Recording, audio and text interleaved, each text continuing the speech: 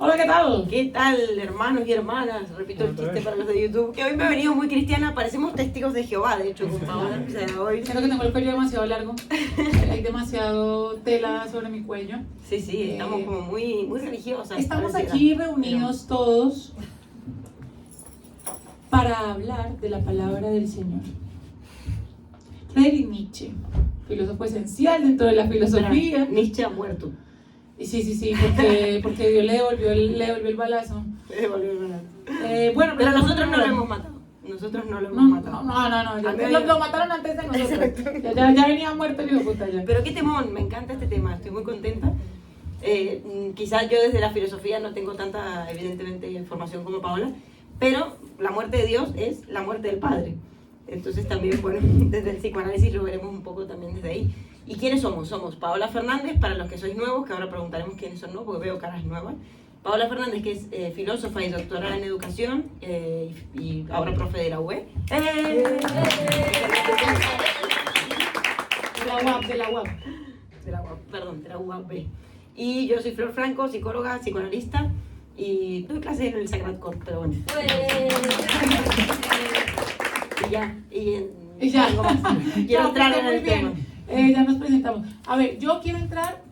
Yo normalmente no hago esto, o sea, yo normalmente no leo citas, pero voy a hacer algo muy de lo que hizo Ruggiero otra vez de una lectura, pero es que me parece fundamental. A ver, la muerte de Dios es una noción fundamental dentro de la filosofía nietzscheana, pero ha sido interpretada de todos los lugares. Pero yo creo que ya todos los aquí presentes, que nos gusta algo de la filosofía, sabemos que es que no ha muerto físicamente, sino que nosotros lo matamos.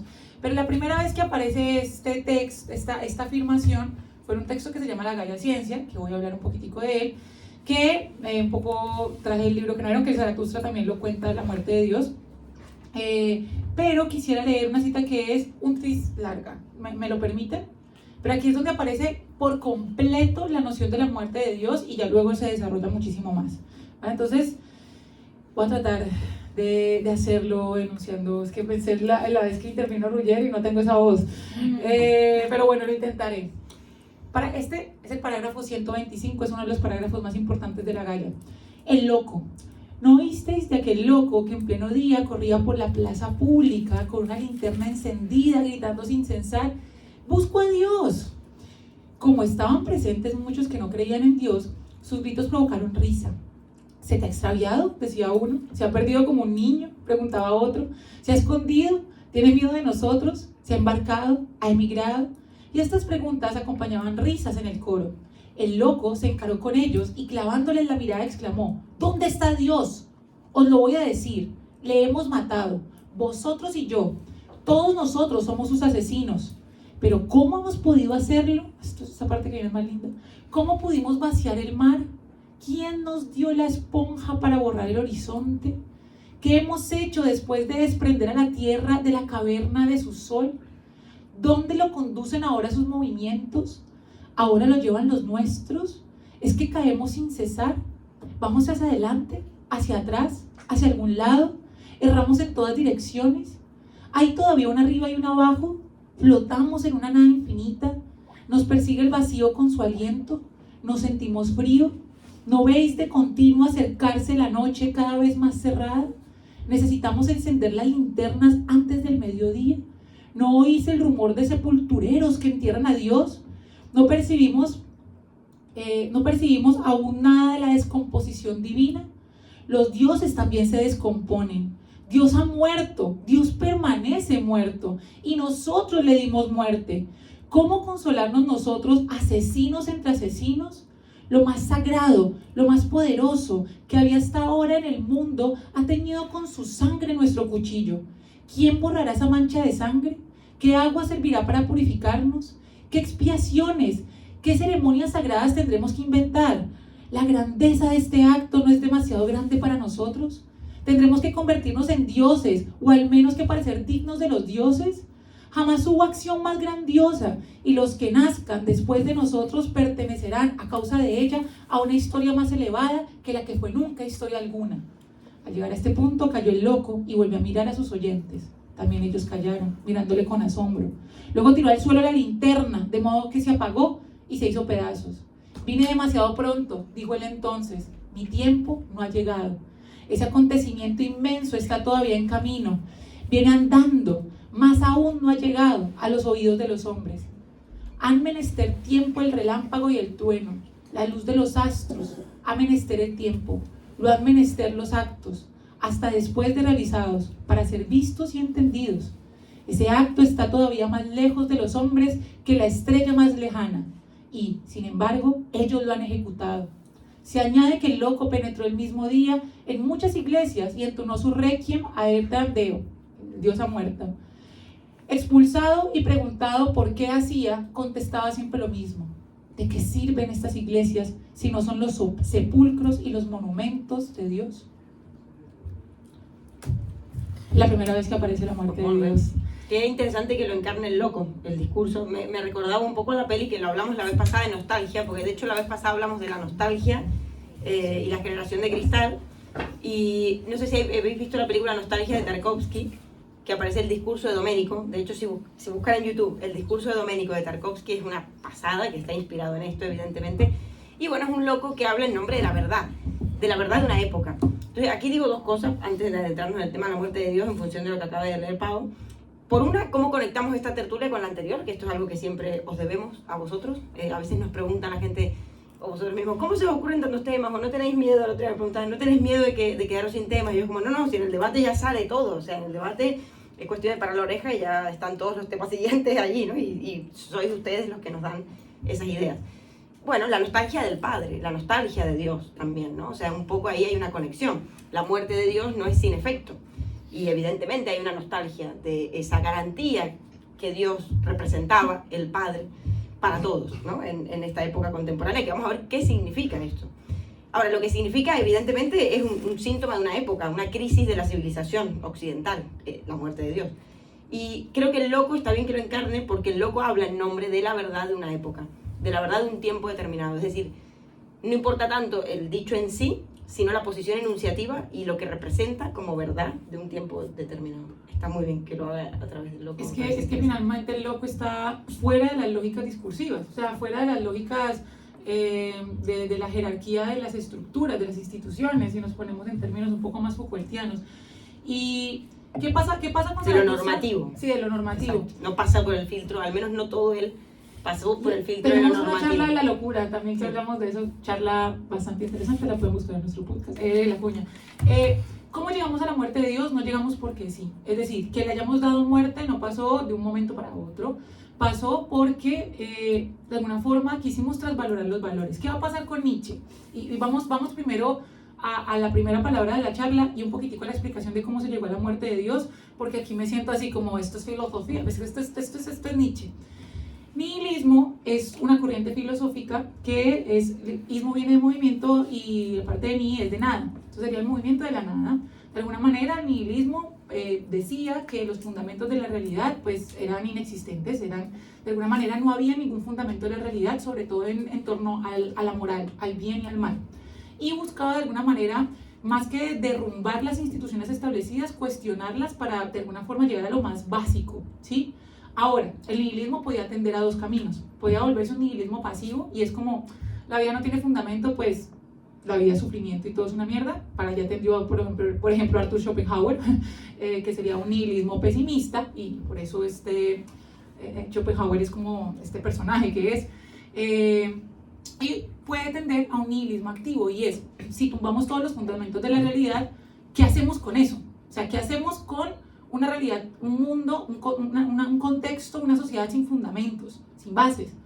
Pues ese nihilismo activo tiende a un vitalismo, y Nietzsche era vitalista. Entonces mucha gente piensa que como mató a Dios, que finalmente Nietzsche no lo mató, lo matamos nosotros, ustedes y yo, le dimos muerte y teñimos con su sangre nuestro cuchillo, pero no es simplemente que murió Dios, es que implica la muerte de Dios no solamente dentro de la crisis de valores, es la creación de los valores. Y para esto me voy a, ¿cuál es la gran propuesta? Bueno, hay muchas propuestas nietzscheanas muy interesantes, pero Nietzsche critica fuertemente las instituciones desde la ciencia, pero también la que más critica es la religión judeocristiana. No por Jesús, de hecho, Jesús como personaje le parece hasta interesante, es la religión como una forma de perpetuar una moral de esclavos. ¿Qué es la moral de esclavos? Es la moral de la servidumbre. ¿Qué hace un siervo? Un siervo de alguna forma es servil, sirve a un amo, es humilde, dadivoso, justo, bueno. Si le pegan una mejilla pone la otra, lava los pies de los otros, estas cosas que reconocemos un poco de los textos bíblicos. Y entonces, ¿qué pasa? Nietzsche diagnostica que antes, que en la moral clásica, ¿quién era el amo? ¿Quién era la moral del Señor? ¿Qué era lo más importante? ¿A dónde uno quería llegar? A ser valiente, a tener gallardía. De hecho, había un momento de expansión territorial, la gente quería como, de alguna manera, una individuación, un mostrarse, una gallardía, una fuerza. Y con la aparición de, va a decir Nietzsche, la tradición socrático-platónica, con básicamente Sócrates, que dijo, no, el cuerpo es malo, desdeñemos el cuerpo, desdeñemos las pasiones del cuerpo y vamos al saber, vamos al alma. Platón decía, vamos a las ideas, porque el mundo sensible nos puede llegar a engañar. Entonces, aquí esto después se cristianizó y Nietzsche va a decir que finalmente el cristianismo es platonismo para el pueblo.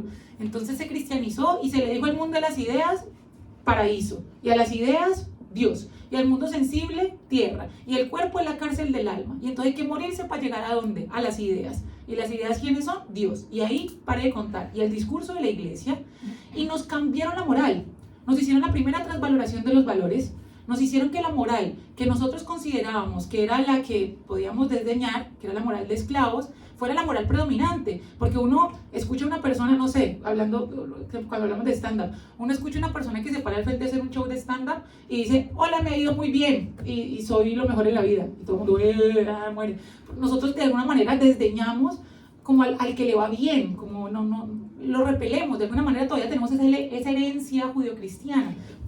Sí, igual, ojo, acá hay que hacer un inciso importante, que no es lo mismo lo judeo que lo cristiano. O sea, y acá creo que va a haber, sobre todo porque en el título de la charla hablamos de cristianismo, hay que hacer una diferencia abismal, que es lo que hay ahí. Es decir, creo que hay una transvaloración de los valores en ambas, y ambas ocurrieron, digamos, en tiempos muy distintos y como síntomas de una época y de un tiempo determinado.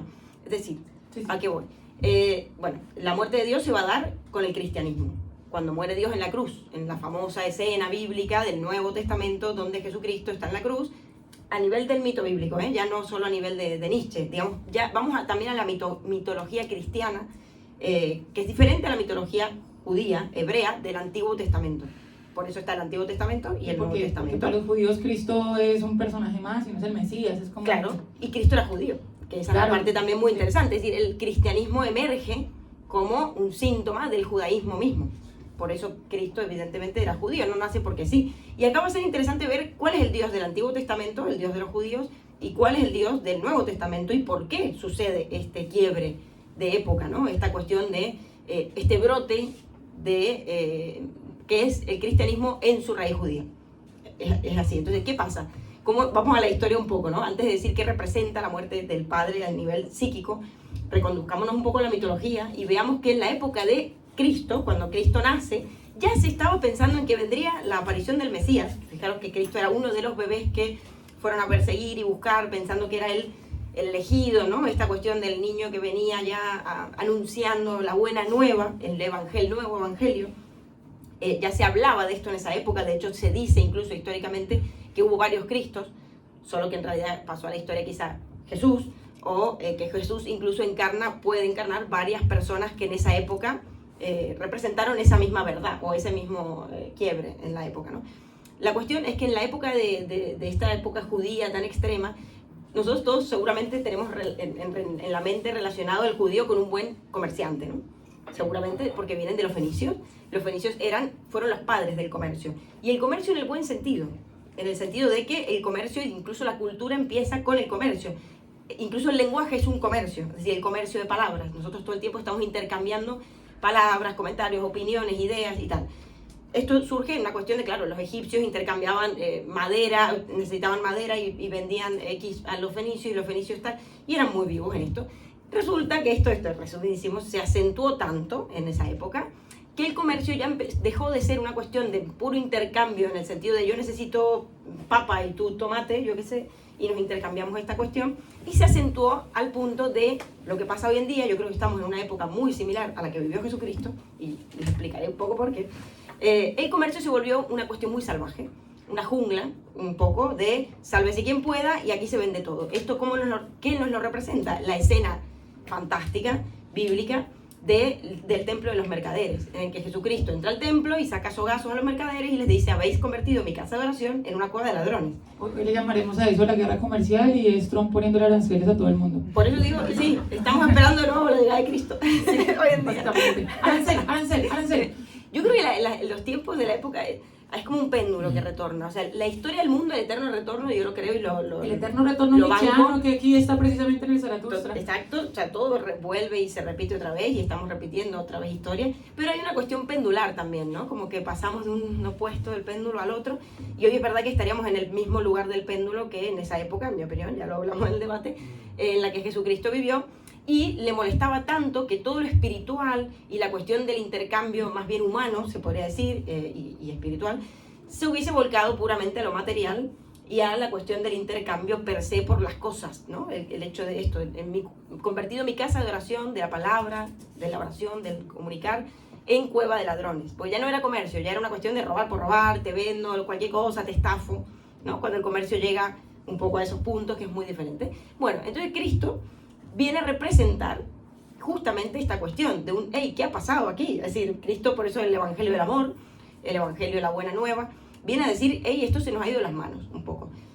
¿Y qué va a pasar? Bueno, que Él va a encarnar un poco este mensaje. Es verdad que ahí van a surgir las bases, ¿no?, del cristianismo, entre las cuales está la renuncia, el sacrificio, el pesimismo cristiano, muy diferente al optimismo judío, porque en esa época, si leen el Antiguo Testamento, se van a dar cuenta que Dios prometía abundancia a Abraham, a Isaac, a Jacob. Te daré tanta descendencia como estrellas en el cielo, te daré abundancia, tierras, ganado, todo lo que quieras. Mientras creas en Dios, te daré todo lo que quieras. El Dios del Nuevo Testamento, el Dios de Cristo, es un Dios que no te da nada, es decir, incluso que te fuerza a no tener, es decir, a una cuestión más ascética, más bien del bienaventurados los pobres, porque de ellos es el reino de los cielos. Pero te promete el cielo, que a pero mí si me parece... Pobre. Siempre y cuando no tenga nada material. Sí, vamos a la crítica nietzscheana, que por eso yo digo tradición judío-cristiana. Yo entiendo la distinción que estás haciendo, y de hecho me es importante para señalizar la muerte de Dios. Porque Nietzsche habla del cristianismo, pero cuando yo hablo de la tradición judío-cristiana, de alguna manera son las normas y los cánones establecidos que de alguna manera guían la moral, que van desde, o sea, si bien el cristianismo tiene... a ver, yo cuando hablo de la religión judío-cristiana, casi hablo de todas, excepto el islamismo, de las religiones abrahamánicas, de la religión en la que nacieron con Abraham, con el primer hombre que renunció, que casi mató a un hijo, que renunció a todo y que siguió a Cristo, ¿sí? Con la cuestión de la renuncia, de precisamente esta moral que se hereda, del sacrificio. Y precisamente aquí está lo que va a criticar Nietzsche. No va a ser, de hecho, el personaje Cristo, como les decía, le va a parecer hasta un poco interesante. O sea, hay algunos parágrafos en el Anticristo donde como que se lee entre líneas que Jesús no es el problema es la norma de la tradición. O sea, el problema, no, ni siquiera el problema no es problema. El problema no va a ser propiamente la fe en cuanto tal, va a ser el adoctrinamiento y la forma en que nosotros, y finalizo un poquito la idea que iba ahorita contando. Nosotros hicimos una primera transvaloración de los valores, que fue la renuncia al cuerpo, la renuncia al poder de alguna forma. Esa primera transvaloración también se dio con una pérdida de algo muy importante para nosotros, que era nuestro espíritu dionisiaco. Él va a hablar en un texto que se llama El origen o el nacimiento de la tragedia, que va a hablar un poco más de la música, y va a hablar mucho de Richard Wagner, que lo admiraba profundamente y fue muy amigo de él y de su familia. Hasta le tenían 2 camas para que durmieran en su casa, o sea, eran súper amigos. Wagner, el de esta Danza de las Valquirias y esto. Va a decir que en el espíritu clásico comulgaban 2 espíritus. Comulgaba el espíritu apolíneo, que era de alguna forma la mesura, el orden, la estructura, y el espíritu dionisíaco, que me parece también muy chévere analizarlo desde el psicoanálisis, porque Apolo es la individuación, el sujeto, la razón, el yo, el ego. Eros y Thanatos. Exactamente, es el Eros y Thanatos. Y Dioniso era la no individuación, el caos, la desmesura, pero que no era caos por el caos mismo. Digamos, cuando él hablaba del espíritu clásico, era un espíritu que combinaba ambas. Entonces, por ejemplo, la música necesita la estructura de Apolo, porque hay unas partituras, hay números, hay en la música hay mucho número, de hecho, y también necesita de alguna manera el ímpetu del sentimiento de lo que evoca. Entonces, lo que dice es que cuando apareció Sócrates y Platón, y luego el cristianismo, cristianizando los pensamientos platónicos, se eliminó el cuerpo, o sea, se eliminó todo tipo de cosa que estuviese más allá de la razón. Y nos sembramos con el baluarte del hombre es racional. Nos quedamos así, nos pusimos esa corona de racionalidad y no le las quitamos, sino hasta que llegaron estos filósofos a tumbarnos la idea de lo que, a quitarnos una cachetada, las grandes cachetadas de la humanidad que siempre decimos, no, el giro copernicano, la evolución de Darwin, el inconsciente de Freud, y yo le añadiría un poquitico también, la muerte de la razón, como la pérdida de la idea de que la razón es lo único que define al hombre y que lo pone por encima de todas las cosas. Y entonces le quitamos al ser humano su espíritu apolíneo. Entonces Nietzsche dice, le quitamos la vida a la vida. Entonces, ¿qué pasa? Nosotros ya queremos devolverle la vida a la vida, y es ahí donde está la muerte de Dios, porque en este punto nosotros ya no queremos seguir una moral de esclavos, seguir un principio de individuación racional, justo, mesurado. Tengo que contar cada uno de mis pesos en vez de irme para Ibiza. Hay que planear se vienen tiempos de sol. Sí, sí. Tengo reserva y todo. Sí, ya, pronto. Tengo que planear cada una de las cosas, mi vida, lo que no quiere. soy cristiana en eso. No, lo sé, por eso Ibiza siempre va a salir en el comentario de estas charlas. Nadie nos patrocina Ibiza, deberíamos dar charlas de Ibiza. Bueno, entonces de alguna forma le quitamos la vida a la vida y nosotros le queremos devolver la vida a la vida porque estamos cansados de esa moral, de esa idea de ser justos, dadivosos, bueno, de la renuncia y del sacrificio. Y entonces hacemos una segunda transvaloración. ¿Cómo la hacemos? ¿Cómo le devolvemos la vida a la vida? No es tan fácil. Hemos matado a Dios, es verdad. Queremos volver a transvalorar los valores, sí, pero lo hacemos pasando por un proceso. Y él va a hablar de ese proceso que me gusta bastante, bueno, lo voy a hablar en muchas partes, pero una metáfora muy bonita que aparece aquí es las 3 transformaciones del espíritu, de cómo pasamos de ser camellos, superar, no camellos los que van al aeropuerto y eso así. En Colombia camello significa trabajar, ¿saben? No, camellar es trabajar, también puede ser otras cosas, ¿no? Pero bueno, y el camello también hay que tener cositas, en fin, camello es el que soporta cargas. Sí, es el que tú debes. Y de alguna manera soporta las cargas y no las soporta desdichado. Las soporta, no hace nada más que soportarlas. Pero luego pasamos a una transformación, que es la del león. Que el león es el yo quiero, es el deseo y el ímpetu mismo, pero que es la respuesta solamente al deber. Es decir, si yo te digo, siéntate, el camello atiende y el león dice, pues no, me paro. Y de malas. Es decir, trata de romper con los valores, pero los establecidos. Pero luego aparece la tercera transformación, que va más allá del león, y que es el niño. Y el niño tiene algo diferente, y que es lo más interesante de esta noción, es no es tan explorada como quisiera Nietzsche. Juega, porque es capaz de crear, y que crea valores. Es capaz de crear sus propios valores, no en referencia a los establecidos, no tumbando las que ya están. Eso ya pasó, eso el león lo quiso hacer, eso el león ya tiró piedra para eso, no. Crear unos propios valores, establecer unos distintos, establecer los propios, establecer aquellos que le den la posibilidad, también hay otro apartado aquí que habla de eso, la superación de sí.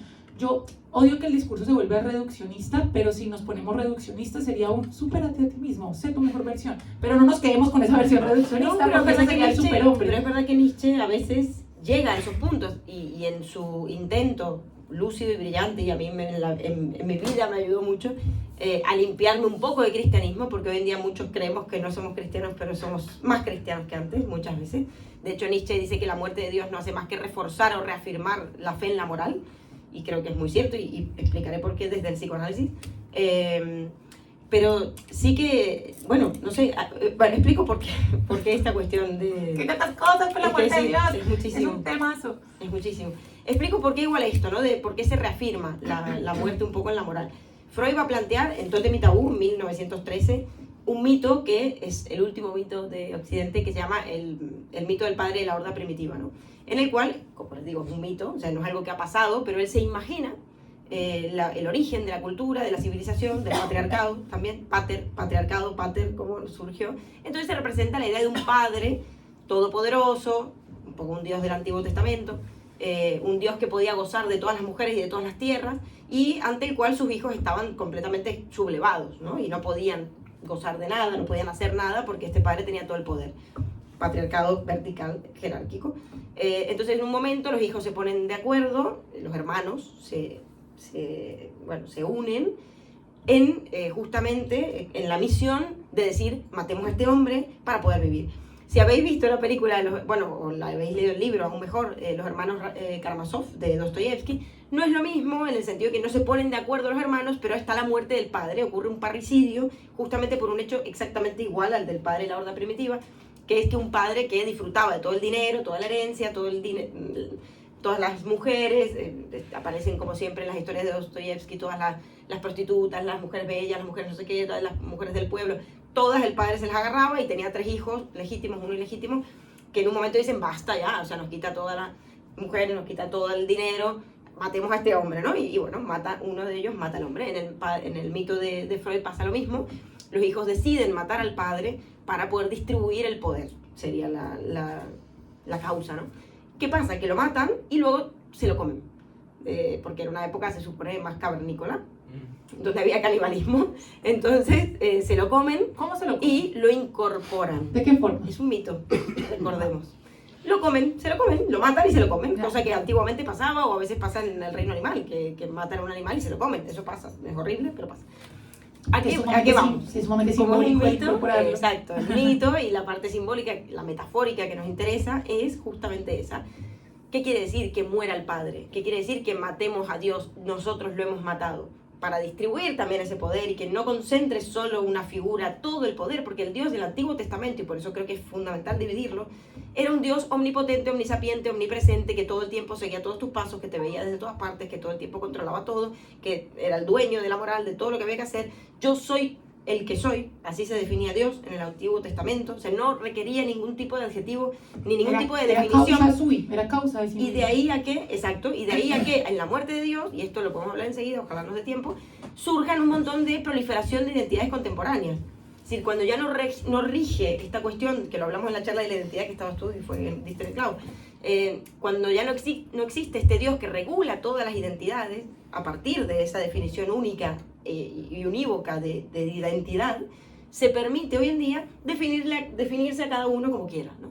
Ante la ausencia de Dios, cada uno puede buscarse a sí mismo o pensar, que tiene que ver con lo de Zaratustra y las transformaciones del espíritu, buscar quién es, o preguntarse al menos, quién soy, ¿no? Y quién quiero ser, o quién quiero ser. Que eso también nos expone a la angustia de la libertad, evidentemente. Es decir, ¿y yo quién soy? Antes era más fácil, ¿no? Que yo soy esto, que esto es lo que tengo que hacer, nací esclavo, muero esclavo, nací mujer y tengo que hacer este rol. Hoy no, hoy nos vemos con mucha más incertidumbre en ese aspecto. Entonces, bueno, la cuestión es esta, que al matar a Dios, lo incorporamos, entonces cada uno de alguna manera es su propio padre, se podría decir. Ya cada uno pasa a ser padre de sí mismo, internamente, ¿no? Subjetivamente, psíquicamente, cada uno ahora tiene que parirse a sí mismo en la vida y ver, justamente construir su sentido, ¿no? Esta cuestión de que no haya tampoco un sentido. El hecho de la muerte del padre hace que no exista un sentido unívoco para todo el mundo, totalitario, universal, y que cada uno tenga que buscarlo. Y yo creo que en el mito cristiano, porque yo entiendo la Biblia, por eso Nietzsche decía que la Biblia era un libro peligroso, y lo es, porque ha sido leído en forma literal, y es una pena, porque es un libro maravilloso, como Homero, y la Ilíada y la Odisea, o como cualquier, yo qué sé, el Aleph de Borges, el Quijote de Cervantes.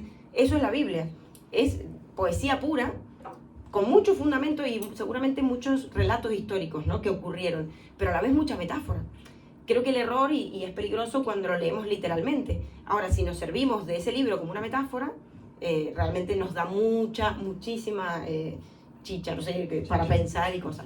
Entonces, la muerte de Dios sucede cuando Cristo en la cruz pronuncia esa famosa frase, Eli, Eli, lama sabactami, Padre, Padre, ¿por qué me has abandonado? Entonces, lo que muere en la cruz es Dios, ¿no? O sea, Jesucristo, que encarnaba la palabra de Dios y que decía que era el Hijo de Dios en la tierra, bla, bla, bla. Hijo de Dios en la tierra, también Dios desciende a la tierra como humano, eso también es interesante.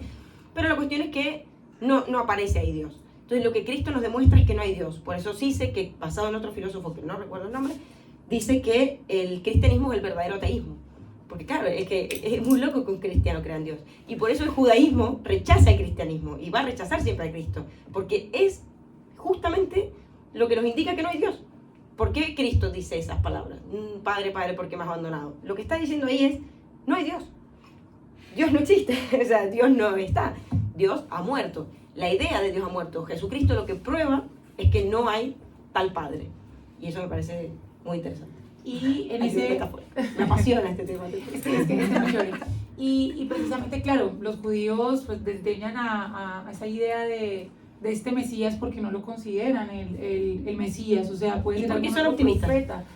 Si hay judíos aquí, hablamos, me encanta. Eso, o sea, valoro mucho su cultura, por decirlo así, y bueno, y tendrán cosas malas como todas las culturas.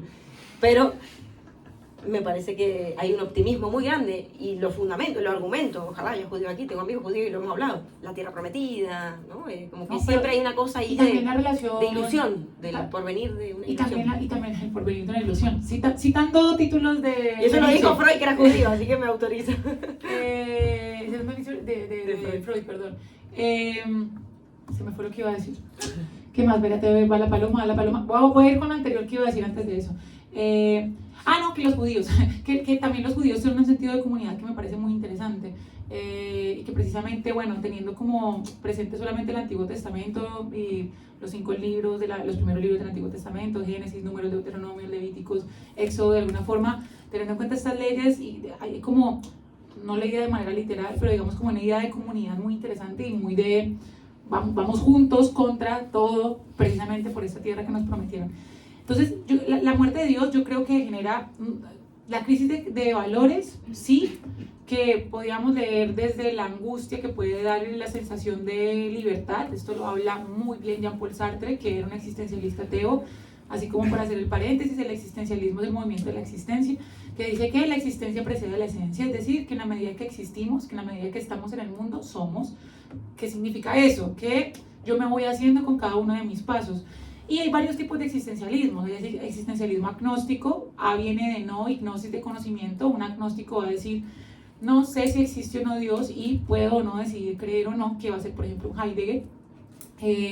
Un existencialismo ateo a pura cepa, que va a ser muy importante el ateísmo, por ejemplo el de Jean-Paul Sartre, y un existencialismo creyente a pura cepa y con toda, que es el de Soren Kierkegaard, padre del existencialismo, que empezó a hablar de esta noción de la angustia. Entonces, ¿qué va a pasar con el existencialismo ateo de Sartre? Que de alguna forma, bueno, somos dueños de nuestra propia existencia, vale, pero es que aparte no hay Dios. Aquí no lo matamos, para Sartre nosotros no somos los responsables, porque también cuando Nietzsche nos pone como responsables de la muerte de Dios, también una sensación de culpa, o sea, nosotros lo matamos.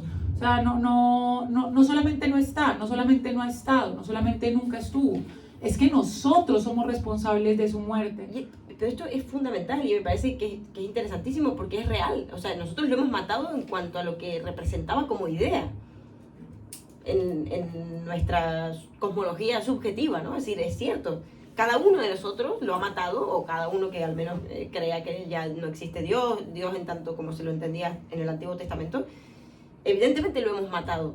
Y de hecho Nietzsche llega a decir, no será tan fácil dejar de creer en Dios porque habría que eliminar la gramática. Es decir, Dios ya está en la gramática, Dios es un axioma, Dios está ahí en el origen del lenguaje, incluso es un significante. Kant decía que es una idea regulativa, que exista o no, lo decía la religión dentro de los límites de la mera razón. Exista o no Dios, de alguna forma regula nuestra conducta, de alguna forma, que precisamente ahí está. Claro. Como controlando de alguna forma, cuando se cae el avión y nosotros decimos Diosito, entonces, ¿te acuerdas de mí? Sí, que de alguna manera es como lo hemos matado, lo matamos y todavía lo seguimos matando cada vez que alguien se encuentra con eso de que, bueno, para esa persona Dios no existe en ese sentido como se lo entendía como significante o como como idea, más que como significante, pues sigue siendo un significante. Todavía seguimos hablando de Dios, nos convoca aquí, ya hemos hablado de Dios varias veces, no de su muerte, pero de Dios. Hemos tenido charlas, y nos convoca. Entonces creo que ahí, y de ahí surge el cristianismo. El cristianismo ha tenido siempre como base la culpa.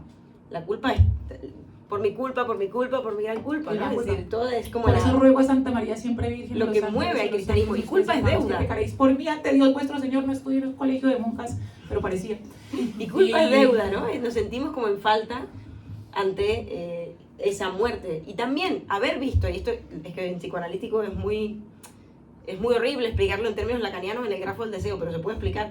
Al ver que no existe Dios y ver que Dios está castrado, se podría decir, dividido, que no es omnipotente, omnisapiente, que no hay un otro completo garante de todo, Padre, que nos espera allí con los brazos abiertos y que nos va a proteger y cuidar siempre, porque ojo, renunciar a eso también, ¿no? Saber que Dios no existe es renunciar a todo lo que nos servía como idea, los garantes esa que idea tenemos de protección. Claro, entonces, bueno, es también reconocer la propia castración, es decir, es reconocer que uno mismo también está un poco desvalido, está un poco arrojado al mundo, un poco así. Sartre precisamente decía eso, que bueno, esto se puede leer en el Ser y la Nada, pero si uno quiere leerlo de una forma un poco más resumida y bien lograda, está también en un ensayo que se llama ¿Por qué el existencialismo es un humanismo? Excelente, súper recomendado. Y decía que, claro, como estamos en condición de eyectos, que es un proyecto, algo que está eyectado, primero, arrojado, y segundo, siempre a lo futuro. Nosotros tenemos que convertirnos en lo que hemos de ser para dejar de ser lo que somos, siempre renunciando a lo que fuimos. O sea, no estamos en ningún tiempo. Suena aquí como un trabalengua lo que acabo de decir, pero eso en español castizo es, y sin tanta rimbombancia, que siempre vamos a lo futuro. Eso también lo decía Heidegger. Pero entonces, cuando estamos arrojados, vale, estamos arrojados, vamos a sentir angustia, sentimos el peso de la responsabilidad de nuestra libertad. La gran frase también de Sartre, ¿no? Estamos condenados a ser libres, que es lo único del que no somos libres de nuestra libertad, y tenemos que hacernos cargo de ella. Ahora, un Kierkegaard, que se los mencioné, Soren Kierkegaard, nos lleva a Dios precisamente para lidiar con la angustia. Pero ¿qué pasa cuando no hay Dios? Estamos desamparados, no tenemos un amparo, no tenemos quien nos dé un sosiego, y eso nos lleva, parece, como un pesimismo, y precisamente por eso Sartre escribió este texto de por qué el existencialismo es un humanismo, porque dice que no, por el contrario, nos lleva una responsabilidad, porque como no hay Dios, no hay una idea de valores establecidos, no hay Dios, no es tanto que no creamos o si creamos en Dios, yo puedo ir muy bien a la iglesia y persignarme, pero ya haberlo matado, o sea, es de alguna forma no guiarme por los valores judio-cristianos, es que no me acompañen. Y ojo que yo me piojo que hay dioses que ponemos hay dioses que ponemos de otro nombre, ¿no? Le podemos también muy bien llamar ciencia cuando nos vemos sin que aferrarnos y que ampararnos, le llamamos ciencia.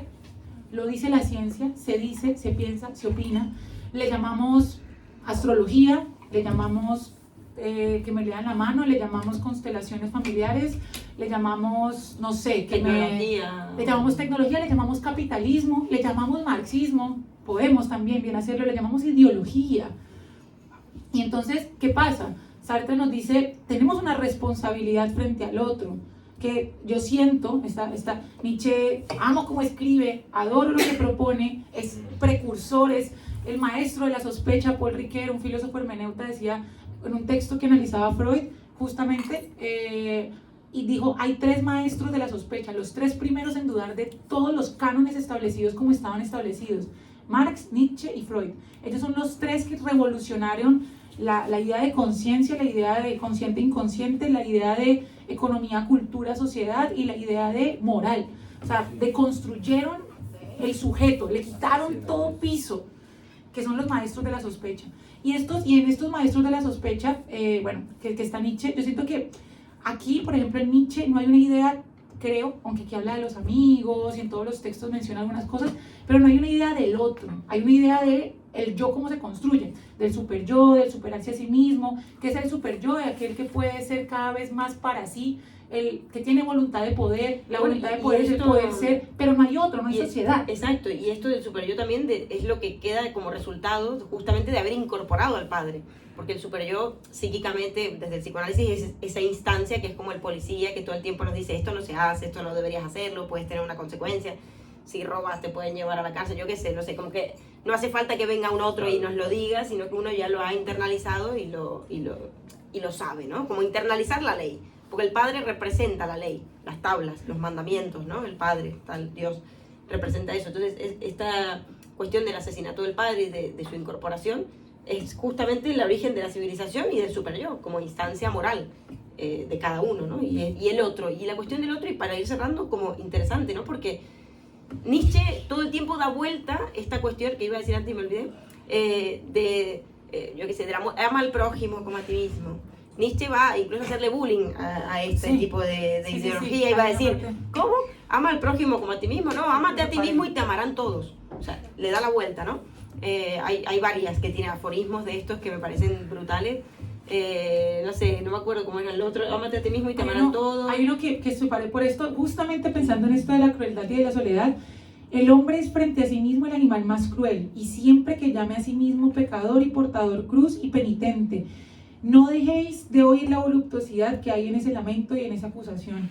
Y constantemente dice eso, como amad a tus enemigos, hasta de la amistad, de alguna forma renega. Bueno, también tuvo una vida de mierda, ¿no? Pobre hombre, su relación con Wagner. Sí, y su relación con Salomé y su relación con las putas. Y enarbola mucho el egoísmo, como que él dice que hay que ser egoísta. De hecho, que me lo había apuntado, que el egoísmo tiene que estar. El hombre está acabado cuando se vuelve altruista, ¿no? O sea, como que si nos volvemos altruistas, ayudar al otro, no sé qué, ya está, estás acabado, mejor que ya mueras, y lo dice así, literalmente, ¿no? Porque critica la moral de la decadencia, ¿no? Esta moral altruista en la que el egoísmo se atrofia, dice, y no deja de ser nunca un mal indicio, ¿no? Que esto pase. Faltan las cosas mejores cuando comienza a faltar el egoísmo.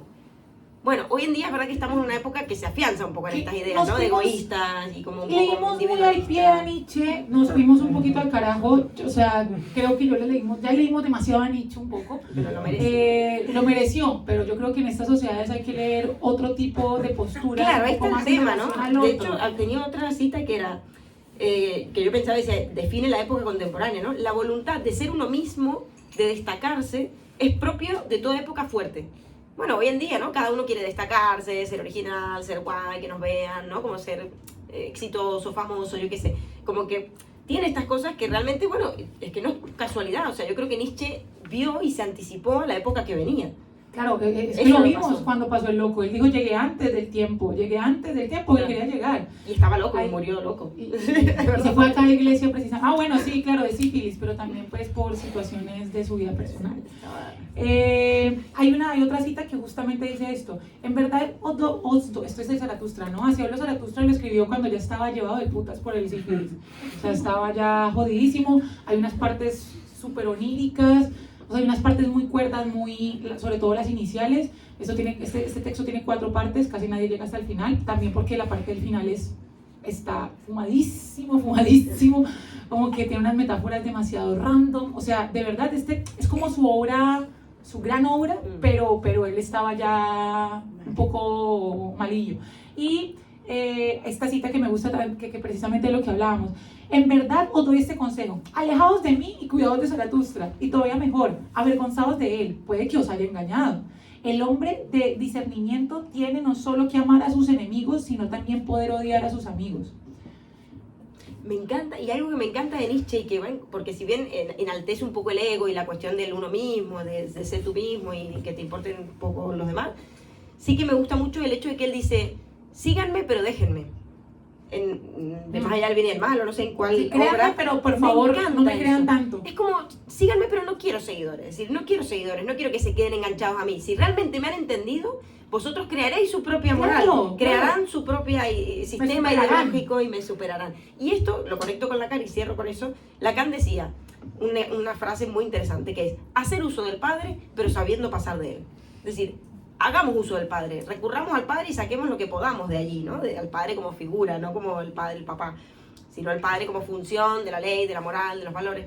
Saquemos lo que podamos de allí, pero démosle una vuelta y sigamos, porque eso no nos va a quedar, no van a ser nuestros zapatos, o sea, nos va a quedar un poco incómodo. Entonces, agarramos una parte, pero superémoslo y sigamos adelante y con algo más propio. Yo creo, y finalizo con 2 cosas. Yo le digo un poco eso a mis estudiantes. En Colombia era profe de lo que llamarían aquí instituto y también de una universidad, y ahorita que volví a la uni, los chicos de alguna forma, también dicto clases particulares, las clases particulares sí es lo máximo porque todo el mundo está porque quiere, paga su plata voluntariamente, así que está porque quiere, yo vine porque quise y ya. Pero los de la universidad están muy como que quiero obtener un cartón y como que no hay una vocación del todo cuando uno dice, pero escogiste esta carrera y es pedagogía, Cristo de Nazaret, o sea pues, hubieras escogido, no sé, pero bueno, hay falta como esa. Y yo les digo, entonces están muy como, no, es que solo la teoría. Y yo, miren, uno para poder llegar a deconstruir la teoría tiene que primero conocerla lo suficientemente bien para poder llegar a romperla. O sea, para matar al padre primero tenemos que conocerlo. Primero tenemos que habernos dejado atravesar por el padre. Suena feo lo que acabo de decir.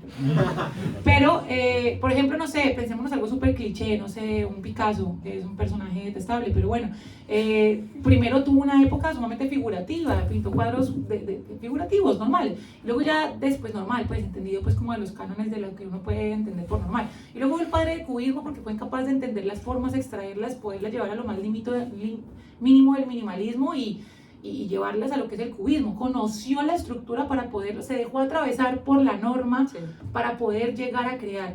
Y por último, lo que quería mencionar es, a ver, a mí me encanta Nietzsche, estoy enamorada, o sea, también es un filósofo muy rockstar, ¿no? Uno lo termina conociendo siempre y como escribe también es muy chévere porque él escribe como se le canta, o sea, escribe aforismos, ensayos, esto sería como una suerte, no sé, filosofía novelada, escribe como se le da la gana y escribe como va pensando, hace filosofía a martillazos, como él decía, entonces como que uno como que lo siente propio.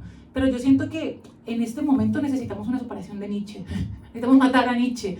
Yo creo que necesitamos hacer uso de Nietzsche sabiendo pasar. Necesitamos volver al otro. O sea, no volver a una moral judío-cristiana. Pero aunque tampoco ponernos cristianos otra vez. Eso voy. O sea, no quiero una nueva, o sea, no propongo. No escuchen a Paola Zaratustra. Yo no propongo una nueva transvaloración de los valores. O sea, no. O sea, lo que propongo es volver un poco al otro, porque de alguna forma queríamos encontrar el yo, vale, ya estamos cargadísimos de yo, suficiente yo ya hay, necesitamos un poco del otro, necesitamos vernos de cara al otro, necesitamos un poquitico de cuidado hacia, de darnos cuenta del otro en su otredad e infinita otredad. Entonces hay que matar a Nietzsche, yo también creo que... Nietzsche ha muerto. Bueno, gracias, vamos al debate que ya quiero escuchar.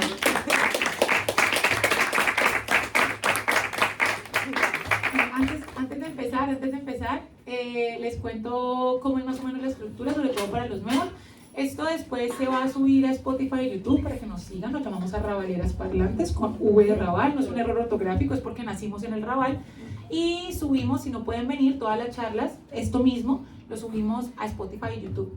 Ahora bien, también se sube el debate, porque el debate hay cosas aquí muy interesantes.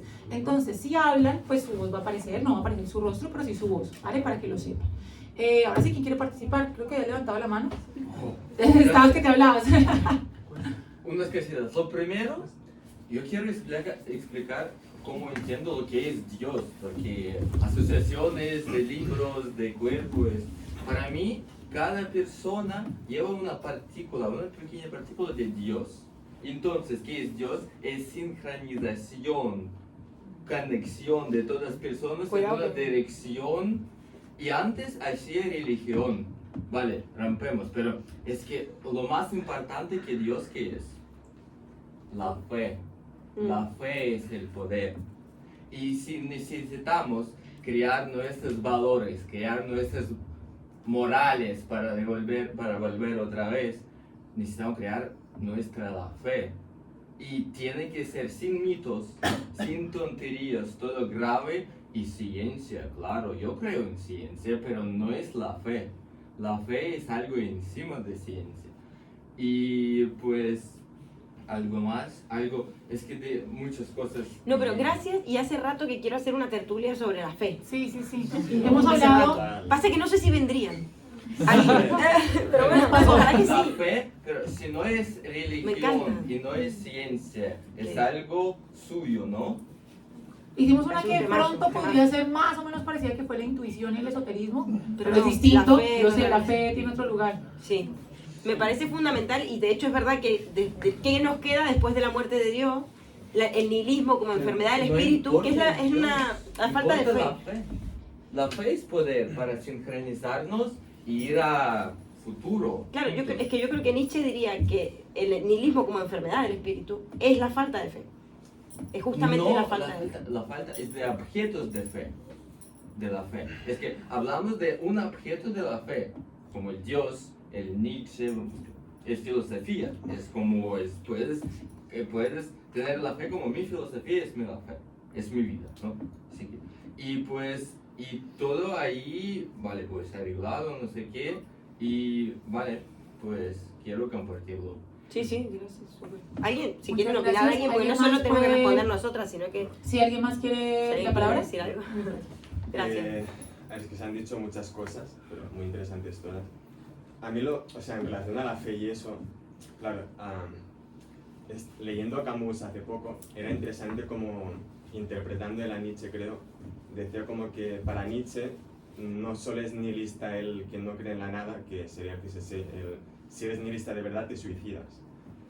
Pero también hay nihilistas escondidos en el cristianismo o en el socialismo, por ejemplo, ponía, ¿no? O sea, ¿por qué? Porque en el fondo niegan la vida natural, entre comillas, para, en el cristianismo, una vida en el más allá, o sea, estás negando la vida real para un más allá, o en el socialismo, según esa crítica que hacen, como estás negando la vida de hoy, con tu cuerpo, con todo lo que eres, para un futuro en el tiempo. O sea, no en el más allá en el cielo, sino para un futuro en el tiempo, ¿no?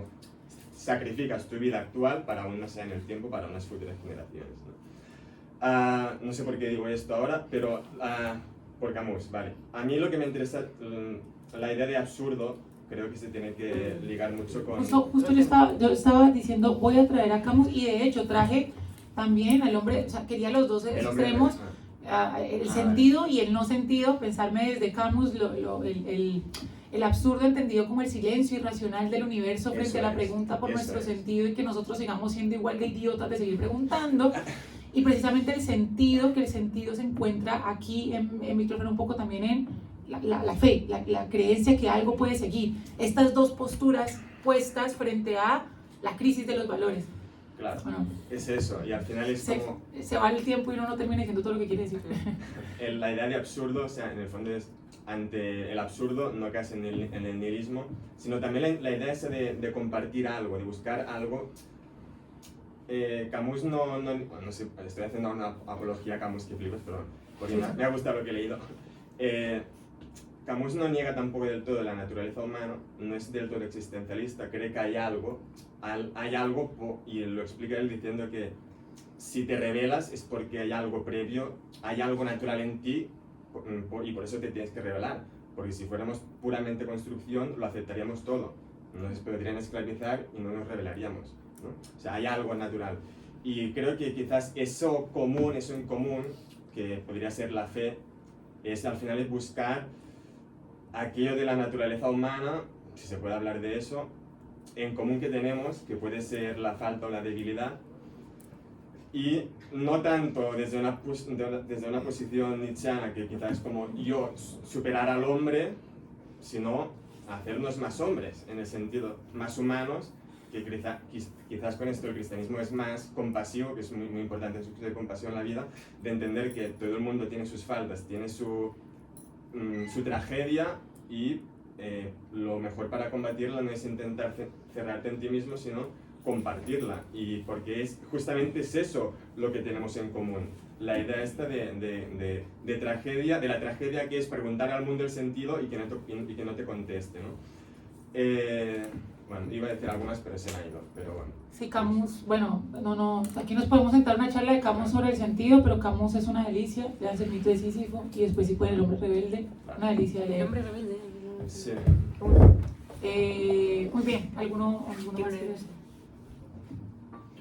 ¿Puedo preguntar un poco de psicoanálisis y Freud? Si combinas el iceberg de Freud con el estado de padre, niño y adulto juntos, yo creo que superyo, superego, que sale de esa conciencia, es estado de adulto. Y ego dividido entre estado de padre y estado de niño. ¿Lo que opinas? Bueno, sí, seguro Porque que el en superyo... un momento tú has dicho que superyo es el padre. No, la internalización de la función paterna, que es diferente. Es decir, no es el padre representa la ley, ¿no? O sea, el padre como función simbólica, ¿no? No, el estado de padre. Bueno, es que el padre es una función, después la Función, caniana, sí, la sí. caniana. Sí, a ver, Proteger, manipular, eso funciona la de internalización de la ley, de la norma, de la moral, Sí, sí, de la vale. conciencia moral, es devenir adulto, sí, evidentemente. Ya al niño todo el tiempo le tenemos que decir, no metas los dedos en el enchufe, no le toques Es la padre. teta a la tía. Es Ya de padre. grande y lo sabe. Es lo que pasa, que estado de padre y estado de niño está muy conectado y padre manipula al niño, pero si tú puedes conectar al niño a adulto, a esta parte superior que sale de esa conciencia, eso otra pinta, otra forma. Que porque padre, vale, está clavado en pasado, seguramente, que crecemos desde, formamos en niñez, ¿no? Y padre, estado de padre de ahí, estado de adulto siempre desarrolla, es neocórtex. Y estado de niño no tiene voz, él tiene como ganas, él tiene como un sí o no, ¿sabes? Y normalmente que el diálogo que tenemos adentro entre adulto y padre, razón y corazón, ¿no? Y nadie de los dos no puede escuchar un niño, ¿no? Bueno, puede ser, está bueno la idea.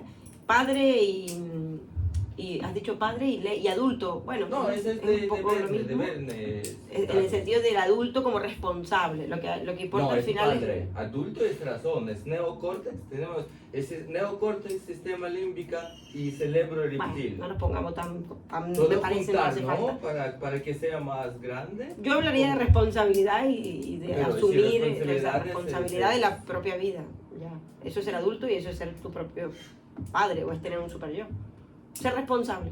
Ya, ¿dónde se localiza eso? No sé si les interesa una clase de fisiología, pero... Yo ¿En el creo que hipotálamo? podemos... ¿Cómo? ¿En el hipotálamo? O sea, Vamos más, si Ah, te habías alzado la mano, No, démosle digo, la palabra. creo que no es lo más interesante. Es el Démosle- sistema límbico que patamos y todo, hay emociones. Démosle la palabra también a otras cosas para escucharnos, que habían dos manos, habían tres manos levantadas por acá. ¿Tú habías levantado también la mano? no. No, Me gustaría... bueno, aquí y acá.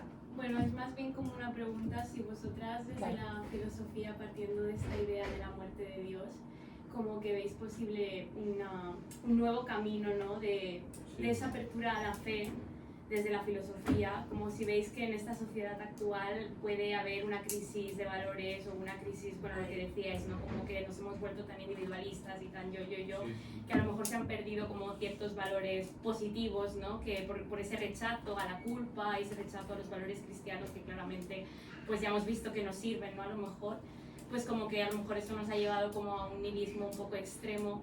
Y si veis que quizá pueda haber como un renacimiento de la idea de Dios, pero quizá desde otro lugar, ¿no? Inteligencia emocional. Eso se llama. Un poco en realidad lo que yo estoy diciendo, creo, pero... No sé si alguien más quiere responder a esa pregunta, no tiene que ser nosotros directamente. Yo creo que sí que has dado la respuesta y que es muy interesante, que ojalá que sí, ¿no? Que estaría guay que Yo, pasara. yo soy bastante optimista y tengo un corazón muy hippie y yo creería que sí. O sea, yo creería precisamente que la decadencia se genera precisamente el referente del cambio y que detona nuevos imaginarios. Hace poco estuve en una charla de una filósofa que me parece genial, que se llama Judith Butler, que no solamente es conocida por el feminismo, sino que también tiene muchos textos sobre política y demás, y estuve con ella en una charla aquí en el CCCB, y ella le preguntaron qué pasa, bueno, dos cosas que me parecieron súper interesantes. Una, ¿qué opinas que la derecha, yo sé que esto no tiene que ver con la charla y yo también, palabra derecha e izquierda, ya eso no tiene significado, o sea, ya está carente de contenido la palabra derecha e izquierda, o sea, eso ya está, pero ¿qué opinas que de alguna forma, como los ultraconservadores, la ultraderecha un poco se haya apropiado de los términos de la izquierda, como la libertad, por ejemplo? Y por otro lado, le preguntaron en esa misma pregunta, que me parecieron dos preguntas geniales, ¿qué hacer con una sociedad en crisis? O sea, ¿qué hacer con una sociedad con desazón? Y ella decía que todavía podemos imaginar, y suena súper cursi, pero ella lo hablaba más en la función del lenguaje, porque ella también estudió bastante el lenguaje, los actos performativos, de Austin, bueno, la cuestión de crear, de que uno con el lenguaje también crea, y nosotros todavía tenemos posibilidad de hacer palabra de cosas, o sea, crear con la palabra, imaginar, hacer escenarios. Y en ese orden de ideas, como yo sí tengo un optimismo puesto ahí, o sea, puesto en que todavía podemos crear.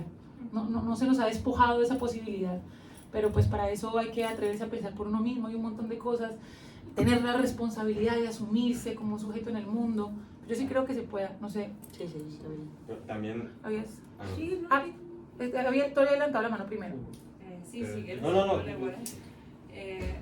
bueno, poco relacionado a lo que acaba de decir ella, pero que no se mencionó específicamente en el debate, que creo que es el miedo a la muerte, ¿no? Que al aparecer como, bueno, esta muerte de Dios, lo que nos desaparece, que dijeron en un momento también, es esta garantía de qué pasa cuando nos morimos, y creo que es un miedo que es inherente, ¿no?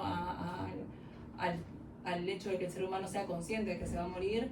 Y hoy en día, para mí, es una de las grandes crisis que tenemos como cultura, por lo menos en Occidente, que es que no tenemos una respuesta a qué pasa después de la muerte. No sé, que cada uno después va a tener una creencia en particular. Hoy en día la ciencia nos ha demostrado bastante, y esa crisis es la que no estamos, para mí como sociedad, sabiendo llevar. No estamos encontrando una forma, para mí, de vivir la vida sin tener que tapar la angustia que nos produce el saber que nos vamos a morir. Entonces, por eso también creemos en cualquier cosa. Porque hoy en día, si bien hay una creencia en cuanto, por lo menos en Occidente, en cuanto a un Dios, en cuanto a un cielo, ¿no? Que como era hace muchísimos años, pues creemos en la astrología, creemos en las constelaciones familiares, creemos en los registros de nosotros, de nuestros animales y de un montón de cosas sin ningún tipo de justificativo, y creo que son dos creencias que, como aparecen para mí particularmente, van a morir en poco tiempo porque tienen poco sustento, pero porque simplemente están como yendo a tapar esos miedos que tenemos tan fuertes, ese miedo a la incertidumbre con el que no podemos vivir, y que para mí la incertidumbre más grande es la muerte, ¿no? O retornará, no, solo ya, y me encantó lo que has dicho, Sí. O retornará con más fuerza todavía también, incluso la religión. Tal cual. Hay un escrito de Lacan que se llama Discurso a los católicos, que habla de que la religión le preguntan, che, Lacan, ¿tú crees que en adelante la gente, el año 70 en Francia, crees que en adelante la gente será menos religiosa? No, habrá un retorno de la religión, dijo, por este miedo justamente, y la gente buscará donde sea y como pueda la forma de creer que hay algo más, que hay un lugar donde ir. Hay como aferrarse un poco a este musguito que está en el peñasco. Hay dos cosas que quería comentar. Una, hay un libro que siempre sugiero, que tendré que leer, se llama Las intermitencias de la muerte, de José Saramago, y es un libro muy corto, de hecho, es un poco pesadito, es corto pero es pesadito porque él precisamente quiere narrar como la angustia, entonces tiene poca puntuación, o sea, está como muy de corrido todo, y es como angustiante. ¿Qué pasa? En un pueblo la gente se deja de morir, y es como, wow, no, pero se deja de morir y ya. O sea, si tú estabas con una enfermedad terminal agonizando, te quedas ahí, por siempre. Y por un lado, pero por otro es, ¿qué pasa cuando no hay muerte? Primero, Dios, chao, pipín, o sea, desaparece, pero también desaparece el miedo, desaparece la moral. A mí me meto en una cárcel, lo voy a hacer toda la vida, pues bueno, me muero en la cárcel, las cárceles empiezan a llenar, la gente empieza a ser más osada, desaparece el miedo, porque uno también tiene miedo a morirse y más estupideces, ¿no? Sí, es lo que también no. te hace accionar, ¿no? Como que saber que tenemos el reloj hace que en definitiva actúes, ¿no? Si te sacan eso, ¿qué harías? Y ahí eso, muy bien, va lo segundo que quería nombrar, y es, por aquí tengo un estudiante de Heidegger, estamos hablando de Martin Heidegger hace varias clases. Uno de los existenciarios del Dasein, esto en español, ¿qué significa? Una de las características que tiene el ser humano, uno de los existenciarios del Dasein es el reconocimiento del ser para la muerte. Los únicos seres conscientes, plenamente conscientes de su propia finitud somos nosotros. Y eso nos pone de cara a nuestra propia vida. ¿Qué hacemos con eso? Bueno, eso podemos... Él le llamaría a la fe pasatiempos, literal, suena muy fuerte, pero le llamaría a todo este tipo de cosas pasatiempos, porque estamos intentando pasar el tiempo de angustia que precisamente no queremos enfrentarnos cuando tenemos que darnos de cara a la muerte. Tenemos que sentirnos angustiados. ¿Para qué? Para saber quiénes somos. O sea, no quedarnos en la angustia, porque pues podemos llegar a psicopatologías muy fácilmente, pero tenemos que empujar, le voy a decir, despertar el temple anímico del aburrimiento existencial que nos lleva a la angustia, o sea, literalmente aburrirnos, pararnos de cara a la nada y Bueno, decir, pero teniendo en cuenta esto que decís, ¿no? Que yo siempre hablo de este tema porque me parece que se relaciona mucho con cómo estamos ahora, la falta de aburrimiento que hay. O sea, todo esto no puede surgir si no hay aburrimiento, y hoy tenemos un escape. Qué buen tema, el aburrimiento. "Ay, Se viene tertulia. estoy que no hablo, llevo con Leo hablando de eso durante 4 clases. Sí. Entonces, ¿qué puede surgir? A mí es lo que personalmente me da a veces un poco de miedo a nuestra sociedad, ¿no? ¿Qué es lo que realmente puede surgir si no hay aburrimiento? ¿Dónde le damos lugar a que esto pase, a la creatividad? Y, no sé, a mí me gusta tener una mirada un poco más optimista, pero cuando lo veo desde ese lado, se me va bastante Tenemos muchos pesimista. estímulos y atención de pollito. 1 y 2, que aquí habían 2 manitos levantadas. Bueno, es chistoso porque yo siento que la muerte para mí es como, no hay, o sea, es como alivio, en plan. Sí. Yo no, o sea, yo ahorita, por ejemplo, me da un infarto, un heart attack, Aquí no. y yo por no me favor. voy a ocupar. Que nos queremos ir al Bueno, macabra después. I know. Acá, porque después En vamos a el tomar siempre entonces más tarde. en el metro, 2 estaciones adelante. Me da un heart attack y yo no me voy a ocupar de mi cuerpo, yo no me voy a, ¿sabes? O sea, es que es como, puf, si realmente es mi intención. Porque si juego a que voy a tomar pastillas, yo quiero atención, así lo veo yo. Hay personas que tienen problemas lo suficientemente internos como para poder pensar en esta consideración, pero lo que realmente quieren es atención, es alguien que en esta psicosis se está saliendo por todos lados y necesitan verterla en ayuda, y pues es esto. Pero si lo logran, pues es alivio, o sea, es como ¡pum! Oye, pero tus papás, oye, pero la renta, oye, ¡pum! Solo te fuiste, o sea, solo es como, y para mí eso es, ya, si hay una vida después del mañana, pues ya veremos, porque yo ahora estoy aquí y creo que el creer, pues es que sí, o sea, estoy de acuerdo con el creer en la fe, pero suena ilógico como de ten fe, ¿pero en qué? Ten fe, ¿pero en qué? Es que, o sea, como que lo quieres depositar a un algo, alguien, cosa, perro, animal, lo que sea, como que tu fe debe de estar vertida en una cosa. Pero la fe no creo que sea como un verbo que conjuga, ¿sabes? O sea, no es como esto de, si yo tengo fe en esto, va a pasar, no es cierto. Si yo tengo fe en esto, no es cierto. O sea, la fe para mí es la certidumbre de que tu yo del futuro lo va a poder resolver.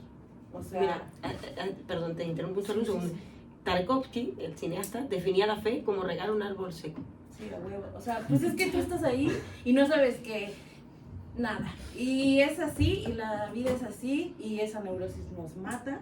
Pero entretenerse, el aburrimiento, después de los 5, o sea, si rebasas el aburrimiento después de los 5 minutos, a mí eso me parece adicción. O sea, como de, es que no me puedo aburrir. Ay, a ver, déjalo. A ver, pon el móvil en modo avión, a ver si no te aburres. O sea, sí te puedes aburrir. Y de esa aburrición va a llegar, es como un drogadicto, como ansiedad, estrés. Bueno, Quiero hablar, quiero platicar, quiero una cerveza, quiero esto. No. ¿Qué traes aquí que no te deje estar? O sea, ¿por qué no puedes estar tranquilo sentado? ¿Por qué no puedes beber? ¿Por qué no puedes esperar el metro 3 minutos? ¿Por qué tienes que sacar Sobrecarga de autoestima. Estamos sobreestimulados, pero el cero, el quitarle menos sobreestímulos de tu vida, te ayuda a reconectarte con algo, y para mí Dios es todo. O sea, es el no tú, es como la contramateria, no sé. O sea, es Él está ahí, o sea, Él está aquí, hay una parte de Dios en mí, hay una parte de Dios en ti, el Dios es la tierra, el agua, el fuego, porque somos creación de algo, somos una maravilla, y no puede haber creación sin creador. Eso tiene sentido, y es como la apología de Galileo, cuando primero era de que yo inventé el sistema heliocentrista, de la tierra no gira alrededor del sol, sino bla, bla, bla, bla, y después de que turbo cristiano católico de Dios es mi pastor, no sé qué. Eso todo te lleva a Dios, así que pues solamente es believe, ¿sabes? Es difícil, pero es así. Hay de la mano con lo que dices, pues porque ahí te escuché varios autores que no sé si los has tenido, pero si te llama la atención el tema de Dios, Søren Kierkegaard, que lo he mencionado hoy un par de veces, que es un filósofo existencialista, el primer filósofo existencialista, pero no el padre del existencialismo, o sea, no, él no se denominó a sí mismo existencialista, vivió 200 años antes de Sartre, pero él precisamente decía, él hablaba de la fe como un salto irracional, ¿sí? La fe no tiene un fundamento que vaya más allá del mismo, porque cuando yo digo, ¿por qué crees? Digamos, no hay nada más allá de la fe en sí misma. Y cuando hablaba de eso, no hay creación sin creado, hay dos argumentos de que me encantan. Hay un filósofo, bueno, San Agustín de Hipona, bastante conocido, él hablaba que nosotros somos criaturas, y en tanto criaturas hay creado, ¿sí? Digamos, de alguna forma, si existe una idea, por ejemplo, en el mundo sensible está esta lata, pero ustedes también pueden tener latas. Yo desaparezco esta lata y hay una idea de lata en el mundo inteligible, eso lo decía Platón. Entonces pueden desaparecer las cosas del mundo sensible, pero no pasa nada. Pero esto está hecho a imagen y semejanza de la idea. Eso nos empieza a sonar un poco a cristianismo, ¿no?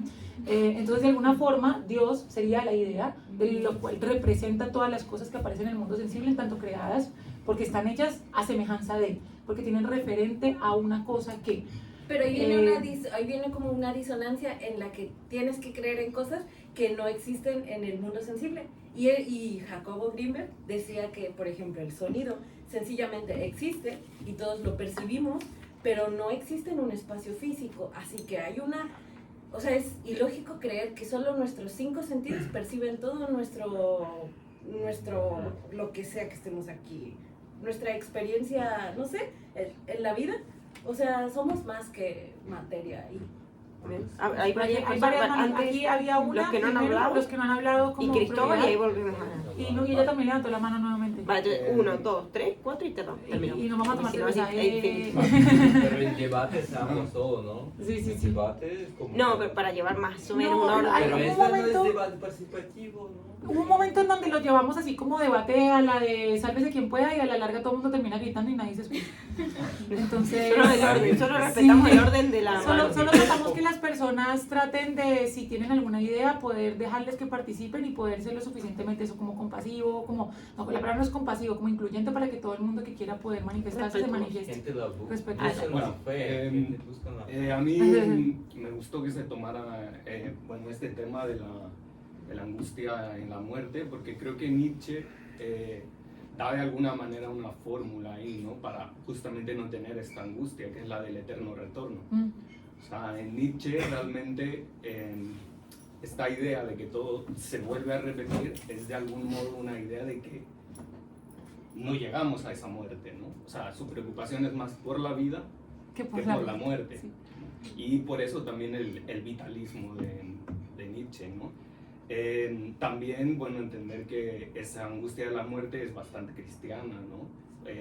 Precisamente porque la muerte implica después un juicio.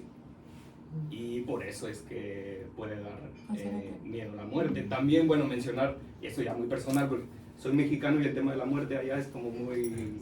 Catrina. Está dentro de la cultura y, bueno, hay muchas maneras de percibirlo, ¿no? Y bueno, y por otro lado, solo mencionar también que me llamó la atención cómo terminaron esta ponencia con esta idea de trascender a Nietzsche, cuando no sé si se ha alcanzado en algún momento la idea de individuo de Nietzsche, ¿no? No sé si el yo que vivimos ahora, o idolatría al ego, representa esa superación en Nietzsche que también viene por el eterno retorno, ¿no? O sea que al final este eterno retorno es una fórmula para alcanzar ese individuo desde la estética, ¿no? Hay varias cosas, me encanta tu intervención. Uno, claro, todavía yo estoy completamente de acuerdo. El sujeto contemporáneo no ha llegado, no es superhombre, o sea, no, de alguna forma, y lo habla en muchos apartados Nietzsche, o sea, no solo el egoísmo, no solo el soy más, es el superhombre, es el poder ser, lo que lo lleva a la voluntad de poder, ¿no? El poder ser, el poder convertirse, el poder ser, el poder trascenderse. Y creo que quizás es verdad, no hemos llegado a eso, pero yo iba a matar a Nietzsche. Lo que dije al final fue más como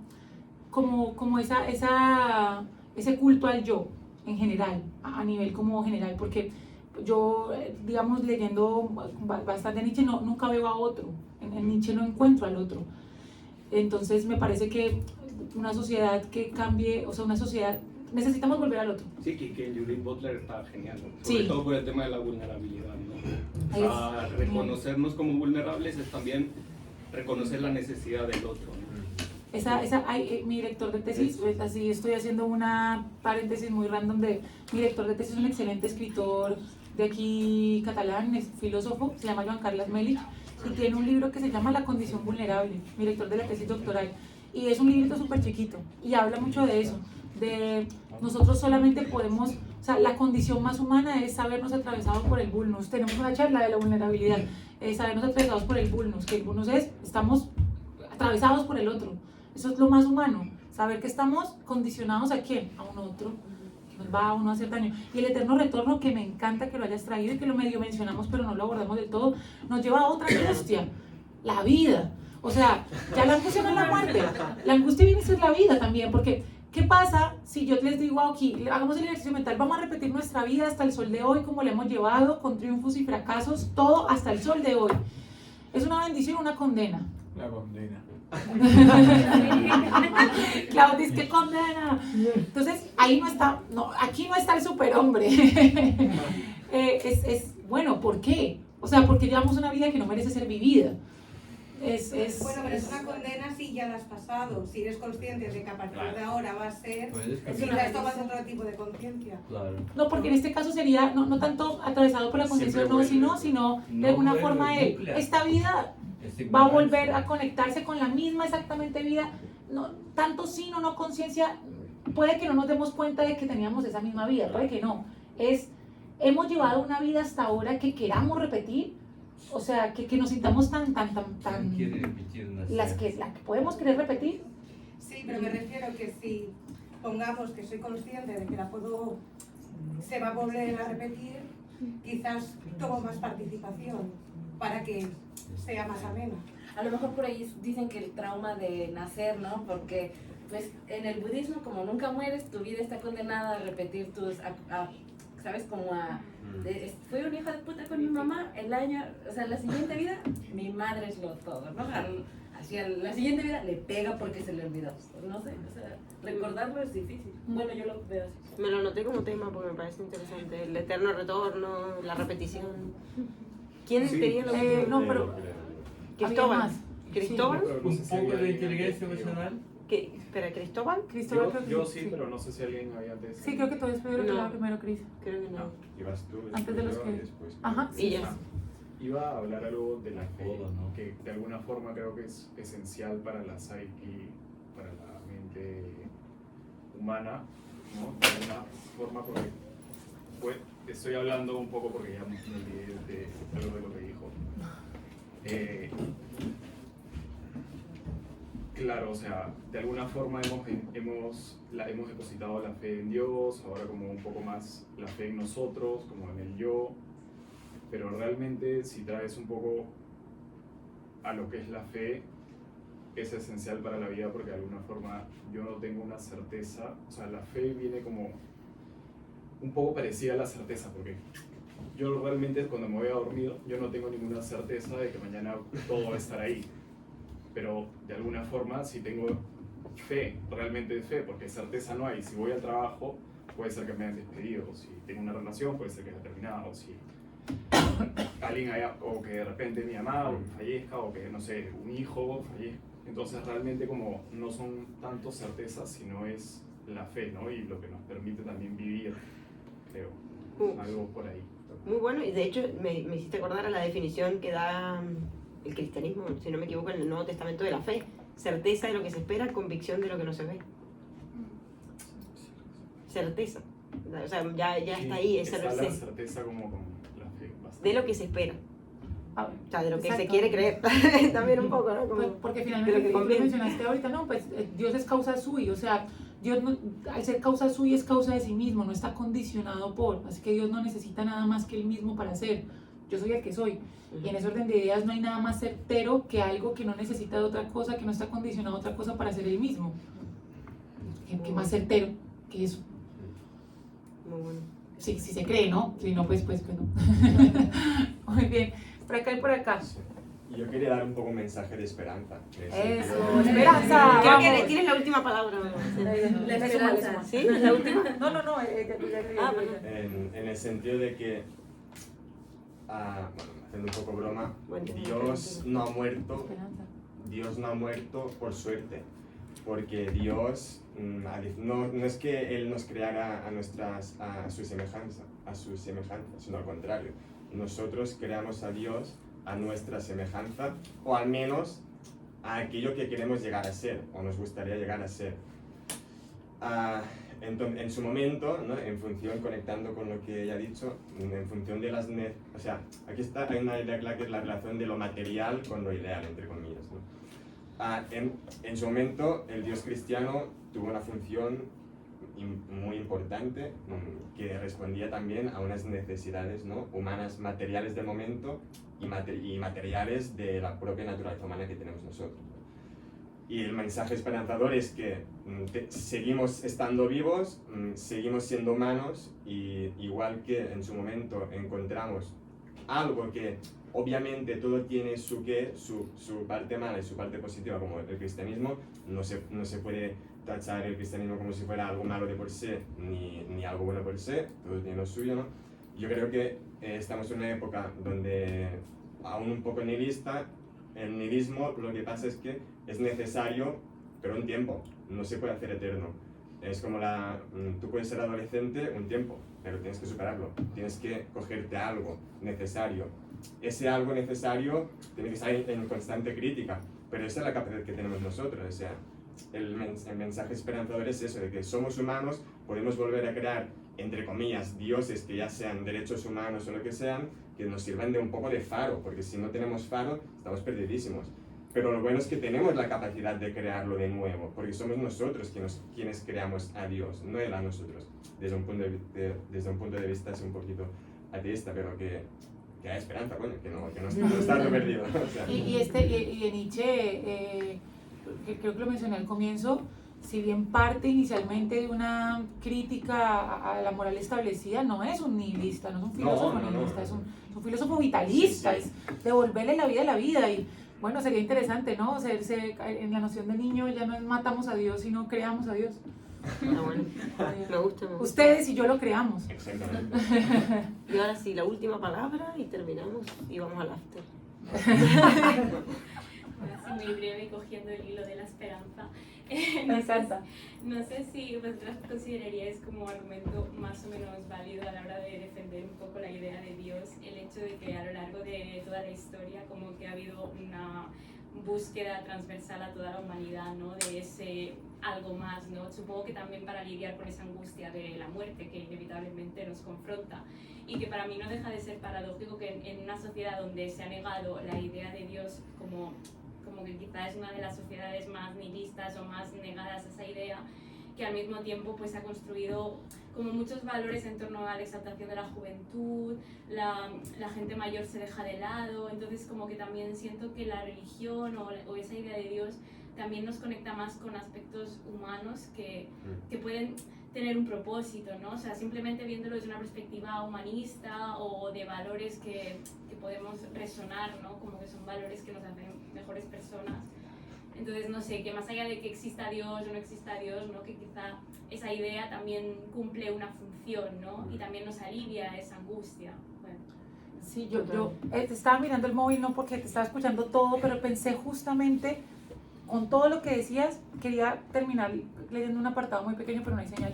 Hay un pequeño texto de Camus, precisamente, que se llama El verano. Y es bellísimo, es que me gustaría leerlo, pero se lo recomiendo para que lleguen a casa y lo vean, le lean, son un par de parrafitos, que él decía que, como decía, en medio del odio comprendí que siempre hay algo que me impulsa, en medio del dolor comprendí que siempre hay algo que va de vuelta. Entonces, en medio de todo el caos me di cuenta que siempre hay algo que empuja a la vuelta, que lo devuelve. Se llama El verano, es muy bonito. Y es precisamente, bueno, hay una crisis de valores, pero hay algo que nos empuja de vuelta, nos volvemos a estructurar. No sé, volviendo al mensaje esperanzador, súper fuerte, pero lo que pasó con la Dana en Valencia, sí, vale, el Estado no ayudó ni para un comino y demostró precisamente que se derrumba su ausencia. ¿Y qué pasó? La gente apareció, o sea, demuestra que en medio de todo lo terrible que podemos pensar que somos como humanidad, hay una luz en medio de toda esa caca. Hay algo que empuja de vuelta. La luz mediterránea que decía Camus. Sí, esa partecita del verano se lo recomiendo. Y volverá al verano, queremos que vuelva al verano. Sí. Bueno, gracias chicas, chicos, nos vemos ahora.